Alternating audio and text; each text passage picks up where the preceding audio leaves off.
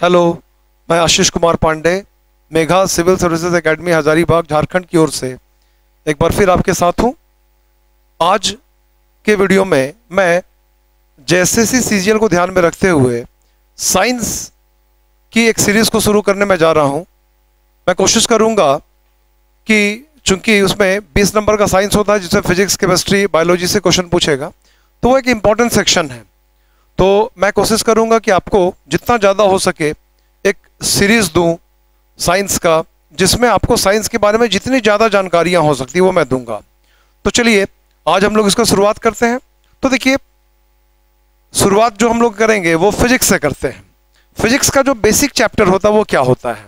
वो होता है यूनिट एंड डायमेंशन, जिसको हम लोग हिंदी में बोलते हैं मात्रक और विमा। कई स्टूडेंट ऐसे होते हैं जो इस पर ध्यान नहीं देते हैं, और मैं जब भी पढ़ाता हूँ, क्लासरूम में भी पढ़ाता हूँ, तो मैं हमेशा स्टूडेंट्स को ये समझाने की कोशिश करता हूँ कि यूनिट एंड डायमेंशन एक बेसिक चैप्टर है जो देखने में हल्का भी लगता है, हल्का है भी, लेकिन कभी भी आपको इसको इग्नोर नहीं करना है। क्योंकि जब भी आप देखेंगे एग्जाम में, तो हर एग्जाम में इक्का दुक्का क्वेश्चन आपको इस सेक्शन से रहेगा ही रहेगा। और इसका मतलब ये हो गया कि अगर आप थोड़ा सा ध्यान दें तो आसानी से आप एक क्वेश्चन अपना बना सकते हैं। और सबसे बड़ी बात क्या है कि फिजिक्स में ऑल अलोंग द चैप्टर जितना भी आप पढ़ेंगे, आपको हर जगह फिजिकल क्वांटिटीज ही मिलेंगे, और हर फिजिकल क्वांटिटीज का एक यूनिट होगा और साथ में एक डायमेंशन भी होगा। तो इसीलिए जब आप क्वेश्चन सॉल्व करेंगे तो आप देखेंगे हमेशा यूनिट एंड डायमेंशन जो चैप्टर होता है उसे क्वेश्चन आता है। तो आज मैं उसी को बतलाने की कोशिश करूंगा। एक बेसिक चीज है, ज़्यादा समय भी नहीं लगेगा इसमें, और इससे आपको इसका इंपॉर्टेंस भी समझ में आएगा। आप समझ पाएंगे कि हाँ, इसको हमको पढ़ना चाहिए। तो चलिए हम लोग शुरुआत करते हैं। देखिए स्क्रीन पर लोग ध्यान देंगे। फिजिक्स में देखिए मैंने बतलाया है, आपको पता होगा फिजिकल क्वांटिटीज के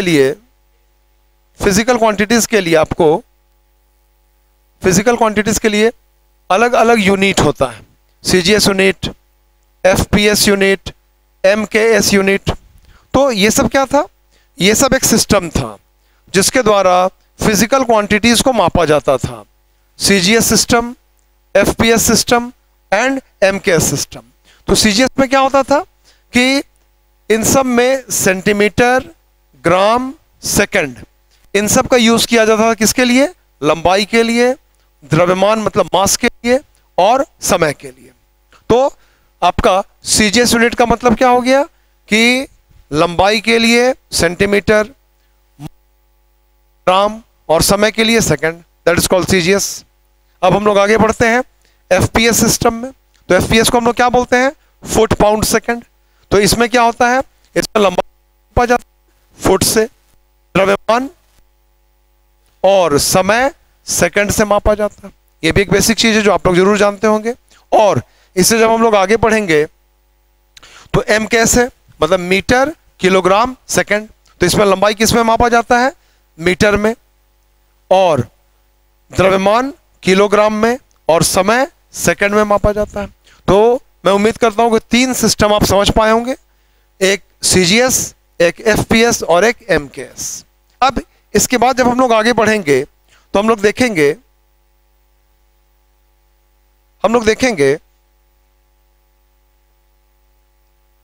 ये देखिए, ये आपका आता है अंतरराष्ट्रीय मानक पद्धति, दैट इज कॉल्ड एसआई। इसको हम लोग क्या बोलते हैं?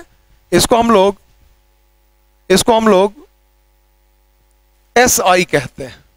एसआई, ठीक, सिस्टम ऑफ इंटरनेशनल यूनिट्स या इंटरनेशनल सिस्टम ऑफ यूनिट्स, कोई भी किसी भी तरीके से उसको हम लोग डील करते हैं। इसमें क्या होता है? इसमें 7, ध्यान दीजिए, 7 बेस यूनिट्स होते हैं। बेस यूनिट्स मतलब मूल मात्रक होते हैं। तो मूल मात्रकों की संख्या कितनी होती है? 7 होती है। तो वो मूल मात्रक कौन कौन है? देखिए ये है। पहला आपका मूल मात्रक मीटर, जिसको हम लोग कैसे डिनोट करते हैं? Small AIIMS. ये किसके लिए है? लंबाई के लिए। दूसरा क्या है? Kilogram, KG. ये किसके लिए है? द्रव्यमान मतलब मास के लिए है। इसके बाद क्या है? Second, S. ये किसके लिए है? समय के लिए। देखिए एम्पियर, ए ये किसके लिए है? विद्युत धारा मतलब करंट, इलेक्ट्रिसिटी के लिए है। केल्विन के टेम्परेचर के लिए है। ये इसको आपको हमेशा ध्यान रखना है। कई बार स्टूडेंट इसमें गलती कर देते हैं, वो सेल्सियस टिक कर देते हैं। क्वेश्चन पूछता है कि तापमान का SI मात्रक क्या है, हड़बड़ाहट में कहिए, या कभी कभी ओवर कॉन्फिडेंस रहता है, या कभी कभी वो आउट मतलब जो जो यूज होते रहता है, मुंह पे जो चढ़ा रहता है उसी को आदमी टिक कर देता है। तो ये केल्विन के बदले वो सेल्सियस टिक कर देते हैं। तो आपको ध्यान रखना है कि तापमान का SI यूनिट केल्विन होता है। इसके आगे हम लोग बढ़ेंगे तो देखिए ये कैंडेला है, CD, जिसको CD से हम लोग डिनोट करते हैं। ये ज्योति फ्लक्स मतलब ज्योति तीव्रता मतलब ल्यूमिनस इंटेंसिटी का मात्रक होता है। ठीक है, अब हम लोग फिर आगे बढ़ेंगे यहां से।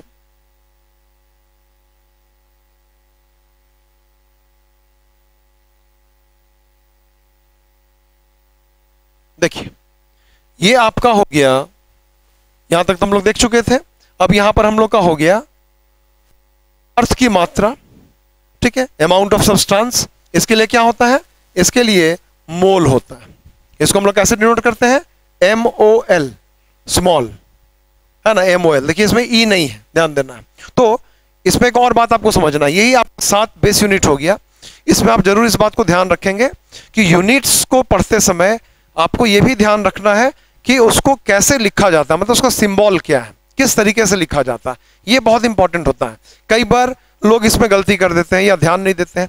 जैसे एक सिंपल एग्जांपल से मैं आपको समझाता हूं कि अगर आपको लिखना है केजी लिखना है तो वो आपको ऐसे ही लिखना है, के बड़ा जी छोटा। अगर आप इसको इस तरीके से लिख देते हैं के और जी तो ये गलत हो जाएगा। ठीक है, ये आपका सही है। क्लियर? इसी प्रकार से जब हम लोग आगे देखेंगे, आगे बढ़ेंगे तो कई फिजिकल क्वांटिटीज आपको मिलेंगे, तो उसका जो यूनिट है उसको लिखने का तरीका आपको पता होना चाहिए। उसी का ये एक एग्जांपल है मोल, कि जब आप मोल लिखते हैं वर्ड्स में तो वो है MOLE, लेकिन जब आप उसको यूनिट के रूप में यूज करते हैं तो small m, O and small l और उसमें E उसमें खत्म हो जाता है। तो इसलिए आपको इन चीजों का भी ध्यान रखना है। कई बार इसमें गलती हो जाता है। इसका ज्यादा इंपॉर्टेंस हम लोगों को समझ में आता है जब हम लोग केमिस्ट्री में जाते हैं। केमिस्ट्री में कई क्वेश्चन कई बार पूछता है संकेत से। जैसे आपको कोई एलिमेंट लिख देगा, उसका संकेत पूछ देगा। जैसे सोडियम होता है तो सोडियम के लिए Na होता है, मैग्नीशियम है तो उसके लिए Mg होता है, इस तरीके से। तो उसका भी अपना एक इंपॉर्टेंस होता है। उसी तरीके से जब हम लोग फिजिक्स में आते हैं तो आपको फिजिकल क्वांटिटीज के यूनिट को तो जानना ही है, साथ में यह भी ध्यान देना है कि वो यूनिट कैसे लिखा जाता है। कई बार क्या होता है, इससे गलती हो जाता है अगर आप ध्यान नहीं देंगे तो आई होप आप मेरी बातों को समझ पा रहे होंगे। अब इसमें देखिए 7 मूल मात्रक, 7 मूल मात्रक SI यूनिट का। इसके अलावा क्या होता है? इसके अलावा सप्लीमेंट्री यूनिट्स भी होते हैं। इनकी संख्या कितनी होती है? इनकी संख्या होती है 2। तो there are total 9 units in SI system. 7 आपका क्या हो गया? मूल मात्रक, जिसको बोलते हैं बेस यूनिट, और 2 क्या हो गया? सप्लीमेंट्री। उस सप्लीमेंट्री में क्या है? एक होता है समतल कोण के लिए रेडियन होता है, रेडियन। ठीक है, रेडियन जिसको RAD स्मॉल से डिनोट करते हैं। और एक ठोस कोण के लिए मतलब सॉलिड एंगल के लिए एस्टेरेडियन होता है, SR। तो ये भी 2 एंगल होता है, एक रेडियन और एक स्टेरेडियन। रेडियन होता है समतल कोण प्लेन एंगल के लिए, और स्टेरेडियन होता है ठोस कोण के लिए मतलब सॉलिड एंगल के लिए। तो ये आपका हो गया SI सिस्टम का बेसिक, जिसमें 7 आपका क्या है? 7 आपका बेस यूनिट है और 2 आपका सप्लीमेंट्री यूनिट है। और इसके अलावा क्या होता है कि अब जितने भी फिजिकल क्वांटिटीज होते हैं उनके यूनिट्स को आप डेवलप कर सकते हैं इन यूनिट्स की मदद से। एक डिवीजन इस तरीके से भी किया जाता है, fundamental units and derived units. ठीक है, कुछ कुछ बुक आप पढ़ेंगे तो वहां पर इस तरीके से कैटेगराइज कर देता है कि फंडामेंटल यूनिट और डिराइव्ड यूनिट। फंडामेंटल यूनिट में जनरली क्या होता है? मीटर, किलोग्राम और सेकंड, उनको बोलते हैं फंडामेंटल। और इधर जो डिराइव्ड है उसको क्या बोला जाता है कि जो फंडामेंटल की मदद से डिराइव किया गया, प्राप्त किया गया, उसको बोलते हैं डिराइव्ड यूनिट। जैसे मीटर पर सेकंड स्क्वायर एटसेट्रा। तो इसलिए आपको पढ़ते समय यह ध्यान रखना है कि जब आप बुक पढ़ते हैं तो कई जगह पर SI सिस्टम में जो 7 यूनिट्स हैं उसके लिए फंडामेंटल यूनिट्स लिख देता है, कहीं कहीं उसके लिए बेस यूनिट लिखता है। तो बेहतर होगा आप लोगों के लिए कि आप उसको बेस यूनिट के रूप में ही याद रखिए, क्योंकि फंडामेंटल यूनिट के रूप में याद रखिएगा तो फिर आगे जाकर कहीं कंफ्यूजन हो जाता है कि कहीं आपको मिल जाएगा फंडामेंटल यूनिट और डिराइव्ड यूनिट। तो बेहतर है कि आप उसको याद रखें कि 7 base units and 2 supplementary units, तो आपके लिए बेहतर होगा, कंफ्यूजन भी आपको नहीं होगा। और 7 मूल मात्रा कौन कौन है वो आपको याद रखना है। मीटर है, किलोग्राम है, सेकंड है, एम्पियर है, कैंडेला है, मोल है, ठीक है, केल्विन है, इन सब को आपको याद रखना है। तो मैं उम्मीद करता हूं कि आप इस बात को समझ पा रहे होंगे और ये बहुत इंपॉर्टेंट है। तो अभी देखिए हम लोग 4 तरह के सिस्टम को समझ लिए, एक एमकेएस, एक एफपीएस, एक सीजीएस, ठीक है, और अभी आपका आ गया एसआई। तो एसआई का जरूरत क्यों पड़ा? एसआई का जरूरत इसलिए पड़ा ताकि दुनिया भर में एक यूनिफॉर्म सिस्टम को डेवलप किया जा सके, ठीक है। अब हम लोग आगे बढ़ते हैं, कुछ नई चीजों को समझते हैं।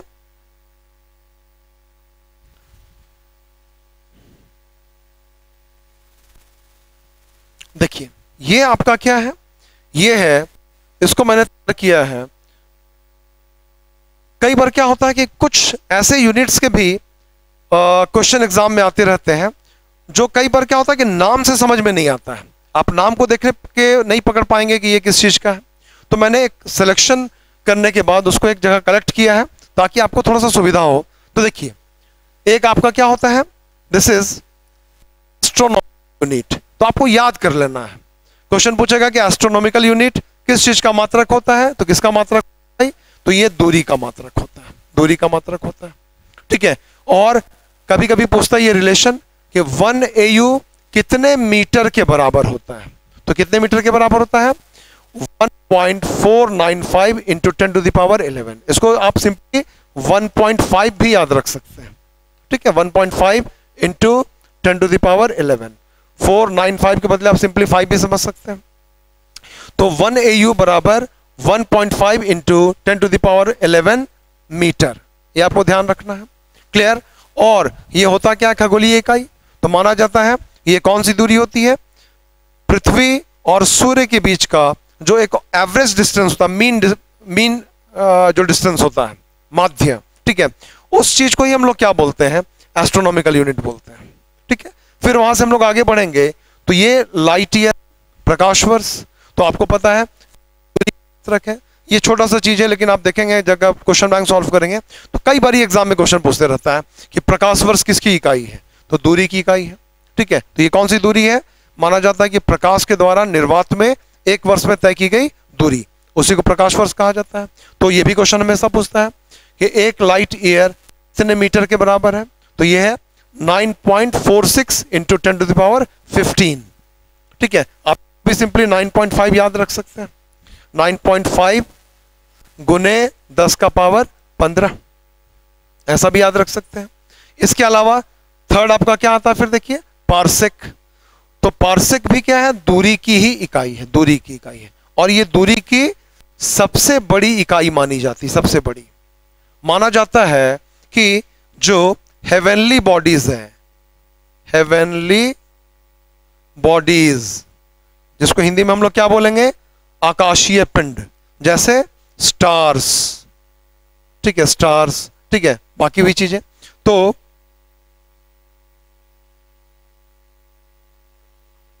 इसको STARS, स्टार्स, ठीक है। तो जो हेवनली बॉडीज है उनमें डिस्टेंस को मापने के लिए जनरली इस यूनिट को हम लोग यूज करते हैं, पार्सेक को, ठीक है। तो एक पार्सेक कितने मीटर के बराबर होता है, एक पार्सेक बराबर होता है 3.08 इंटू 10 to the power 16। तो आप ये 3 पार्सेक, लाइट ईयर और एस्ट्रोनॉमिकल यूनिट, ये आप जरूर याद कर लीजिए। कॉमन लगता है लेकिन एग्जाम में आते रहता है, तो क्या बुरा है अगर आप कॉमन चीजों को याद रखें और एग्जाम में अगर आता है तो आप उसको टिक करें, कोई कंफ्यूजन नहीं होना चाहिए। कई बार क्या होता है एग्जाम में कंफ्यूजन हो जाता है कि -11 है कि +11 है, 15 है कि 16 है, इसलिए आपको अच्छा से याद रखना है इसको। तो मैं उम्मीद करता हूं आप इस बात को समझ पा रहे होंगे। अब हम लोग फिर आगे बढ़ते हैं। अब देखिए मैंने क्या किया, देखिए इस चीज में मैंने कुछ बेसिक यूनिट्स जो होते हैं उन बेसिक यूनिट्स को मैंने यहां पर कलेक्ट करवाया है। कभी कभी क्या होता है कन्वर्जन से क्वेश्चन पूछ देता है, कभी कभी ये भी पूछ देता है कि ये किस चीज का मात्रक है। तो देखिए जैसे ये किलोमीटर है, तो 1 किलोमीटर जो होता है वो कितने मीटर के बराबर है? तो 1000 मीटर के बराबर। ठीक है, फिर मील है आपका, माइल, तो 1 माइल कितने किलोमीटर के बराबर है? तो 1.6 के बराबर है। ये सब आपको याद रखना है, जब आप इस तरीके से पढ़ेंगे तो आपको याद रहेगा ये चीज। ये आपका क्या है? नॉटिकल माइल, नाविक मील, नॉटिकल माइल इसको कहते हैं। तो ये कितने किलोमीटर के बराबर है? 1.85 किलोमीटर के बराबर है। ठीक है, तो नॉटिकल माइल किसका मात्रक होता है? ये होता है समुद्री दूरी, समुद्री दूरी का। ये आप जरूर जानते होंगे कि समुद्री दूरी को मापने की जो इकाई होती है वो नॉटिकल माइल होती है। इससे फिर आगे बढ़ेंगे तो देखिए फैदम है। फैदम से क्या मापा जाता है? फैदम से मापा जाता है समुद्र की गहराई, समुद्र की गहराई मापी जाती है। तो समुद्र की गहराई को मापने के लिए फैदम है, तो 1 फैदम 1.8 मीटर के बराबर होता है। तो इस तरह का जो कन्वर्जन वाला चीज होता है वो याद रखना है आपको। कई बार एग्जाम में क्वेश्चन पूछ देता है, नहीं याद रहने पे फिर नहीं बन पाएगा वो, क्योंकि ये फैक्चुअल चीजें हैं। ये देखिए गज, जिसको इंग्लिश में हम लोग क्या बोलते हैं? यार्ड बोलते हैं, यार्ड। ये सब किसका मात्रक है? सब देखिए लंबाई का या दूरी का मात्रक है, ये आपको ध्यान रखना है। एक जगह मैंने कलेक्ट किया, तो 1 गज कितने मीटर के बराबर है? 0.91 मीटर के बराबर है। 1 फुट, तो 1 फुट 0.30 मीटर के बराबर है। 1 एंगस्ट्रम, एंगस्ट्रम ये छोटी इकाई होती है दूरी की, एंगस्ट्रम, नैनोमीटर, ये सब छोटी इकाई है माइक्रो लेवल पे। तो 1 एंगस्ट्रम कितने मीटर के बराबर है? 10 का पावर -10, ध्यान देंगे यहाँ पे -10, 10 का पावर -10। और नैनोमीटर तो पता ही होगा आप लोग को, nanometre 10 to the power -9 metre, ये ध्यान देना, मीटर। देखो कई बार क्या होता है कि क्वेश्चन हल्का लगता है, लेकिन जो क्वेश्चन को सेट करने वाला होता है वो आपसे ज्यादा स्मार्ट होने की कोशिश करता है, और कई बार वो सफल भी हो जाता है। हम लोग छोटी छोटी गलतियों को करते हैं। मुझे याद है कि मैंने एक बार क्वेश्चन देखा था, उसमें क्वेश्चन ये पूछा था कि 1 नैनोमीटर जो होता है वो 10 का पावर -9, लेकिन मीटर के बदले वहां पर सेंटीमीटर लिख दिया था, और बहुत सारे स्टूडेंट उसको टिक कर दिए थे हड़बड़ाहट में। वो ध्यान नहीं दिए कि वहां पर वो सिर्फ 10 टू द पावर -9 तो देखे, लेकिन ये इस चीज को नहीं देख पाए। तो क्वेश्चन सॉल्व करते समय आपको इन चीजों का भी ध्यान रखना है कि अगर ये सेंटीमीटर में है तो आपका ये होगा 10 का पावर -7 सेंटीमीटर होगा, 1 नैनोमीटर। क्लियर? तो आपको इन छोटी छोटी बातों का भी ध्यान रखना है। तो मैं उम्मीद करता हूं कि आप इन बातों को समझ पा रहे होंगे। तो आपको नैनोमीटर, एंगस्ट्रम, फुट, यार्ड, गज, फैदम, नॉटिकल माइल, माइल, इन चीजों को आपको याद रखना है कि ये सब किस चीज के मात्रक है या कन्वर्जन में क्या उसका वैल्यू होता है। तो इससे आपको मदद मिलेगी। अब हम लोग आगे बढ़ते हैं।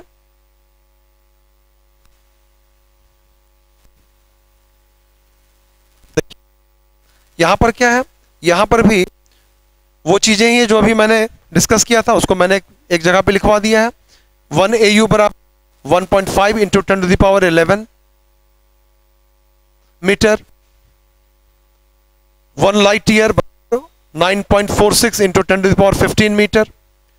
और 1 पारसेक बराबर 3.08 into 10 to the power 16 metre.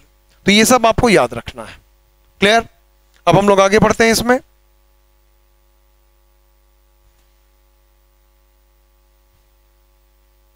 तो देखिए ये आपका जो मात्रक है ये द्रव्यमान का मात्रक है, द्रव्यमान का मात्रक। यहां पे देखिए ये क्या है? आउंस। तो आउंस किसका मात्रक होता है? द्रव्यमान। क्लियर? 1 आउंस कितने ग्राम के बराबर है? देखिए 28.35 ग्राम के बराबर होता है। उसी प्रकार से देखिए क्विंटल है ये, क्विंटल। तो क्विंटल भी किसका होता है? द्रव्यमान का ही होता है।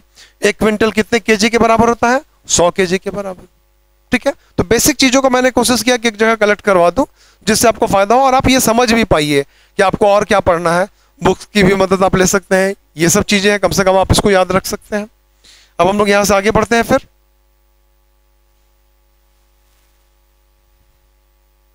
इसी तरीके से देखिए ये भी एक मात्रक है, गैलन, जो आयतन का होता है। देखो ये ध्यान रखो, गैलन किसका होता है? आयतन का होता है। तो 1 गैलन कितने लीटर के बराबर होता है? 3.785। अगर आप क्वेश्चन बैंक सॉल्व करेंगे तो देखना ये क्वेश्चन कई बार पूछा हुआ है कि 1 गैलन कितने लीटर के बराबर है? 3.785। इसमें मुझे ध्यान आता है, देखो एक क्वेश्चन हमेशा पूछता है आजकल, वो है क्यूसेक। क्यूसेक यह हमेशा चर्चा में भी रहता है कि क्यूसेक किसका मात्रक होता है। तो क्यूसेक जो होता है ये पानी की मात्रा है, पानी की मात्रा, अमाउंट, मात्रा को बतलाता है, को बतलाता है। अगर न्यूज में आप देखते होंगे अभी बाढ़ आया हुआ है तो ये शब्द आपको बार बार मिलेगा, क्यूसेक, कि जो बांध है उसमें इतना क्यूसेक पानी बढ़ गया है, इतना क्यूसेक पानी छोड़ दिया गया, इस तरीके से अक्सर बोला जाता है। तो आखिर क्यूसेक किस चीज को बतलाता है? तो क्यूसेक पानी की मात्रा को बतलाता है कि कितना पानी था या कितना पानी को छोड़ा गया। ठीक है, तो ये भी एक महत्वपूर्ण इकाई है, कम से कम अभी के टर्म से। अभी सब तरफ जो बाढ़ आया हुआ है तो हो सकता है मे भी एग्जाम में क्वेश्चन पूछते, कई बार ये पूछा हुआ भी है, इसको भी आप ध्यान रखेंगे जरूर, क्यूसेक को। गैलन को भी रखना है। अब यहां से हम लोग आगे बढ़ते हैं। देखिए ये मैंने एक सिलेक्शन करवा दिया है कुछ और मात्रकों का, इसको आप देखकर समझ पाएंगे कि बाकी चीजों को भी कुछ याद कर लेना। जैसे पास्कल, तो ये दाब का मात्रक होता है, सभी को पता है। जूल ऊर्जा के लिए होता है। ओम प्रतिरोध मतलब इलेक्ट्रिक रेजिस्टेंस के लिए होता है। डायोप्टर लेंस की क्षमता, पावर ऑफ लेंस के लिए यूज किया जाता है।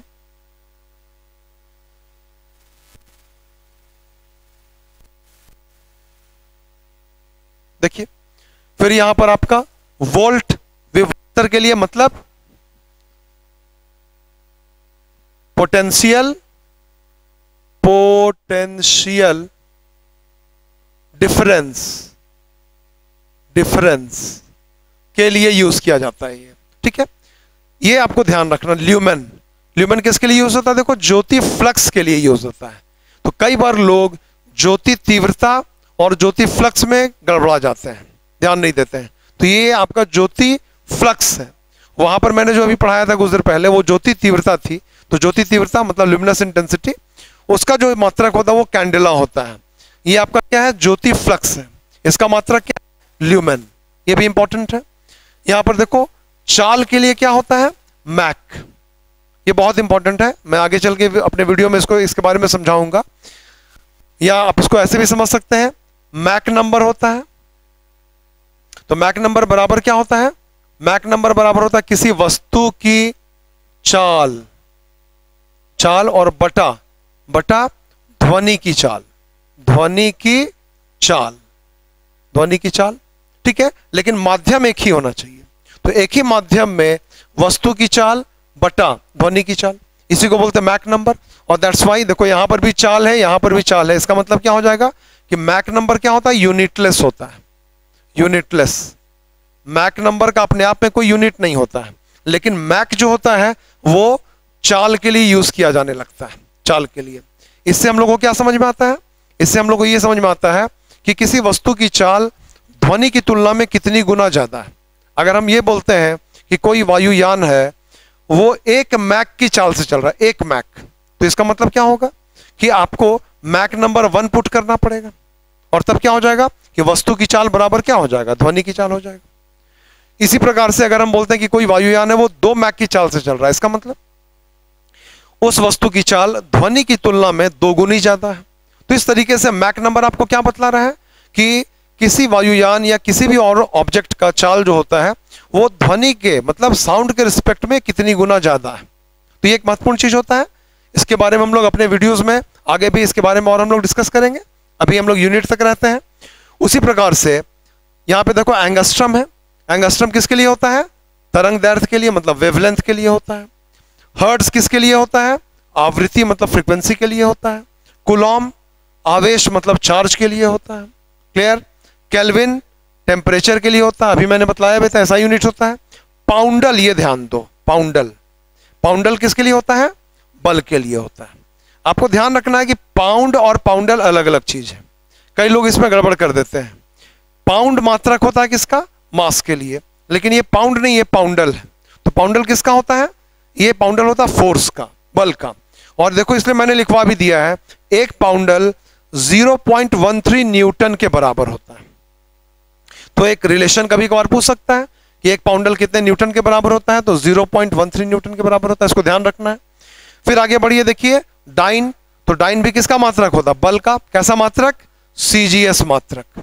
फिर न्यूटन, ये भी बल का मात्रक होता है। क्लियर? और आपको पता होगा कि डाइन और न्यूटन में भी एक रिलेशन होता है। 1 न्यूटन बराबर क्या होता है? 10 का पावर 5 डाइन होता है। ठीक है, तो आपको इन सभी चीजों का, और ऐसे ही और भी जितने यूनिट है उन सबको आपको याद कर लेना चाहिए। जितना आप याद करेंगे उतना आपका कॉन्फिडेंस बढ़ेगा, और ऐसे क्वेश्चन जब एग्जाम में आएंगे तो आप आसानी से उसको कर पाएंगे। हम लोग यहां पे आगे बढ़ते हैं। फिर देखिए, इसी तरीके से मैंने कुछ और यूनिट्स भी डेवलप किए। देखिए, ये देखिए यहां पर मैंने उस चीज को लाया। देखिए, पाउंड, पाउंड द्रव्यमान का है, जबकि पाउंडल किसके लिए है? फोर्स के लिए। फिर से रिपीट कर दे रहा हूं, वाट शक्ति का होता है, अश्व शक्ति जिसको हम लोग क्या बोलते हैं? Horse power. तो हॉर्स पावर भी किसका होता है? शक्ति का पावर होता है। पता होगा आप लोगों को सभी को कि 1 हॉर्स पावर बराबर 746 वाट होता है। क्लियर? फ़ारेनहाइट किसका होगा? टेम्परेचर का होगा। सेल्सियस किसका होगा? टेम्परेचर का होगा। ये जो डेसिबल है ये भी किसका होता है? ये ध्वनि की तीव्रता का होता है, ध्यान रखना है। डेसिबल को हम लोग कैसे डिनोट करते हैं? छोटा डी और बड़ा बी, ये आपको ध्यान रखना है। अभी जो मैंने कुछ देर पहले बोला था कि यूनिट को कैसे लिखा जाता है, उसका सिंबल पर भी ध्यान देना है। तो उसका बेस्ट एग्जांपल है डेसिबल। डेसिबल को कैसे लिख रहे हैं? देखिए, छोटा डी बड़ा B. Clear? Small D capital B. तो डेसिबल जो है वो ध्वनि की तीव्रता, मतलब इंटेंसिटी ऑफ साउंड का मात्रक होता है। डेसिबल अगर ज्यादा है इसका मतलब आवाज जोर से सुनाई देगा, डेसिबल कम है आवाज धीमा सुनाई देगा।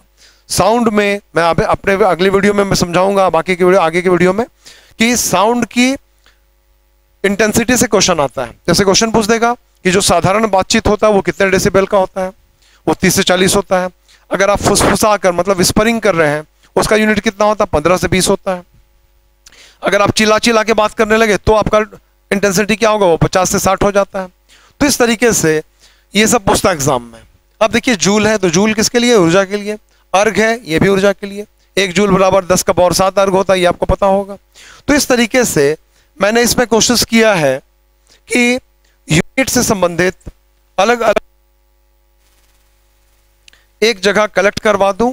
इससे आपको निश्चित तौर पे फायदा होगा। देखो, एक चीज ये भी आपको ध्यान रखना है, जो अलग अलग चीजें होती है, जैसे देखो, जैसे गीगा, ये गीगा है तो गीगा का मतलब क्या हो गया?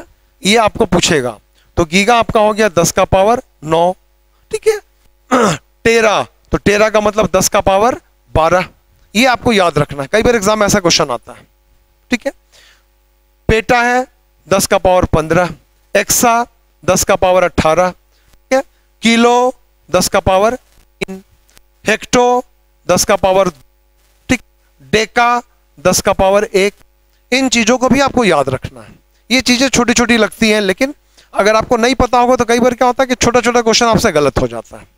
तो मैं उम्मीद करता हूं कि जितना कुछ अभी मैंने बतलाया वो आप जरूर समझ पाए होंगे और इससे आपको फायदा होगा। तो मैं उम्मीद करता हूं कि जो चीजें मैंने आपको समझाया उसको आपको ध्यान देना है। बेसिक चीजों को, जो छोटी छोटी चीजें हैं, उसको कवर करना है। इसी तरीके से मैं एक सीरीज में आपको बतलाऊंगा, फिजिक्स के बेसिक चीजों को समझाऊंगा। क्योंकि आज उस सीरीज का ये पहला वीडियो मैंने आज तैयार किया है, आप लोगों के बीच में मैं शेयर कर रहा हूं, तो इसलिए मैंने बेसिक चीज को उठाया, यूनिट। ठीक है, यूनिट एक बेसिक चीज होता है, हर जगह ये आपको मिलेगा और हर जगह इसका काम आएगा। इसके अलावा दूसरा चीज जो होता है वो होता है डायमेंशन। डायमेंशन में क्या होता है? जो डायमेंशनल फॉर्मूला होता है, देखिए मैं उसको भी थोड़ा सा बतलाना चाहूंगा। डायमेंशनल फॉर्मूला जो होता है उसमें क्या होता है? उसमें 3 चीजों का यूज किया जाता है, एक m, एक l और एक t। m होता है फॉर मास, l होता है फॉर लेंथ और t होता है फॉर टाइम। तो आपको इन तीनों चीजों के माध्यम से अगर आप किसी फिजिकल क्वांटिटी को एक्सप्रेस करते हैं तो उसको बोला जाता है डायमेंशनल फॉर्मूला। लेकिन किसी भी फिजिकल क्वांटिटी का डायमेंशनल फॉर्मूला के लिए बहुत जरूरी होता है कि आपको उसका फॉर्मूला पता हो। जैसे चाल का पूछ देगा, स्पीड का, तो आपको पता होना चाहिए कि चाल बराबर दूरी बटा समय होता है। अगर आपको ये नहीं पता है तो आपके लिए मुश्किल हो जाएगा। तो जैसे मान लीजिए चाल होता है, एकदम हल्का चीज से ही समझिए, तो चाल बराबर क्या होता है? दूरी बटा समय। दूरी बटा समय। तो अब दूरी को डायमेंशनल फॉर्म में हम लोग किससे डिनोट करेंगे? L से। और बटा समय को किससे करेंगे? T से करेंगे। और ये भी समझना है कि डायमेंशनल फार्मूला को बड़ा ब्रैकेट में रखा जाता है, ये इसका इंडिकेशन है। तो अब देखो T नीचे में है, इसको जब हम ऊपर ले जाएंगे तो इसका पावर माइनस में चला जाएगा, तो इसको हम लोग ऐसे लिख सकते हैं L T का पावर -1। तो ये जो आपका आया, this is dimensional formula of speed. तो इस तरीके से ही जितने भी फिजिकल क्वांटिटी होते हैं, जैसे एक्सेलरेशन हो गया, फोर्स हो गया, मोमेंटम हो गया, तो मैं अपने अगले वीडियोस में इन सब चीज़ों के बारे में भी समझाऊंगा। कई बार क्वेश्चन ऐसा भी आता है कि 2 या 3 फिजिकल क्वांटिटी ऐसे होते हैं जिनका डायमेंशनल फार्मूला सेम होता है, उससे भी क्वेश्चन पूछ देता है कि किसका किसका सेम है, किसका सेम नहीं है। तो उन सब के लिए आपका ये कॉन्सेप्चुअल क्लैरिटी होना चाहिए कि भाई डायमेंशनल फार्मूला है मतलब MLT में उसको एक्सप्रेस करना, लेकिन उसके लिए अगर आपके पास फार्मूला ही याद नहीं है तो आप नहीं बना पाएंगे। तो मैं उम्मीद करता हूं कि आज मैंने जो एक बेसिक वीडियो दिया था यूनिट एंड डायमेंशन का, वो आपको बेहतर लगेगा, इससे आपको फायदा होगा। और मैं फिर आपको सजेशन दूंगा कि इन छोटे छोटे चीज़ों को छोटा नहीं समझना है, हर एग्जाम में से क्वेश्चन आता है, तो अगर आप इस पर ध्यान देंगे तो आपको बहुत फायदा होगा। तो मैं उम्मीद करता हूं कि आपको मेरा वीडियो पसंद आएगा और आप इसको लाइक करेंगे, सब्सक्राइब करेंगे। Thank you.